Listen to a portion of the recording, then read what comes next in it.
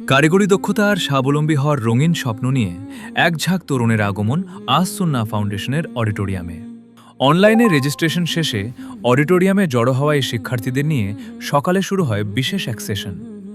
আগামী ৬ মাস তারা কিভাবে নিজেদের দক্ষ করে তুলবেন সেই চমৎকার পথরেখা তুলে ধরা হয় এই সেশনে। এর পরপরই চূড়ান্ত বাছাইয়ের অংশ হিসেবে শুরু হয় লিখিত পরীক্ষা। প্রায় ১৫৫ জন শিক্ষার্থী অত্যন্ত আগ্রহ আর আত্মবিশ্বাসের সাথে অংশ নেন নিজেদের যোগ্যতা প্রমাণের এই পরীক্ষায়। ১,৫০,০০০ টাকা সমমূল্যের এই ৬ মাস মেয়াদী সম্পূর্ণ ফ্রি আবাসিক কোর্সটিতে যেমন রয়েছে স্কলারশিপের দারুণ সুযোগ, তেমনি প্রতি মাসে শিক্ষার্থীদের দেওয়া হবে ৫,০০০ টাকা করে মাসিক ভাতা। জোহরের সালাত আর দুপুরের খাবার শেষে বাড়ি ফেরেন সবাই।